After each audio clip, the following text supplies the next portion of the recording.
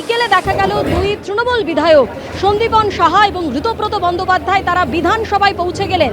বিধানসভায় স্পিকারের ঘরে সেই সময় ছিলেন মুখ্যমন্ত্রী শুভেন্দু অধিকারী। মুখ্যমন্ত্রীর সঙ্গে দেখা করতেই তারা বিধানসভায় পৌঁছে যান।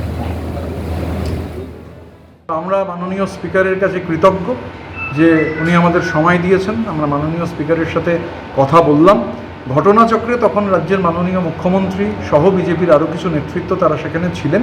আমি এবং সন্দীপন আমরা এটা আগেই বলেছি, আমরা মনে করি যে সরকার প্রশাসনিক মিটিংয়ে বিরোধীদের ডাকলে বিরোধিতার জায়গা, কিন্তু প্রশাসনিক মিটিং আমরা বিধায়ক হিসেবে প্রশাসনিক মিটিংয়ে ডাক পেলে আমাদের মনে হয় আমাদের যাওয়া উচিত, একেবারে নিশ্চিতভাবে যাওয়া উচিত।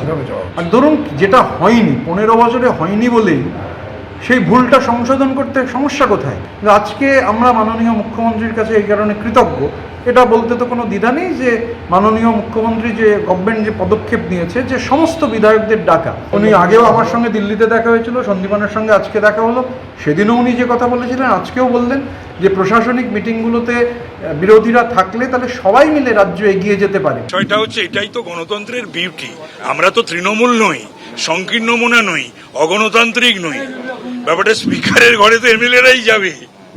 আর যদি পার্লামেন্টারিয়ান ডেমোক্রেসির কথা বলা হয়, গণতন্ত্রের যে এসেন্স সেটা তো পশ্চিমবাংলায় ছিল না, নষ্ট হয়ে গেছে। তো সুতরাং এলাকার উন্নয়ন বা যে কোনো বিষয় নিয়ে মুখ্যমন্ত্রীর সঙ্গে কথা বলবে না তো কার সঙ্গে কথা বলবে?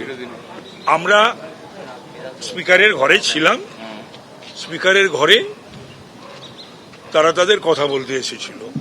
সুতরাং এটার সঙ্গে আমাদের কোনো ব্যাপার না। আমরাও স্পিকারের ঘরে ছিলাম সরকারি বিধায়ক হিসাবে, ওরা এসেছিল। আর স্পিকারের ঘরে তো এই যে বিএ কমিটি হবে, এই যে অল পার্টি হবে, তো স্পিকারের ঘরে তো সকলেই থাকবে। এবিপি আনন্দ, এগিয়ে থাকে, এগিয়ে রাখে।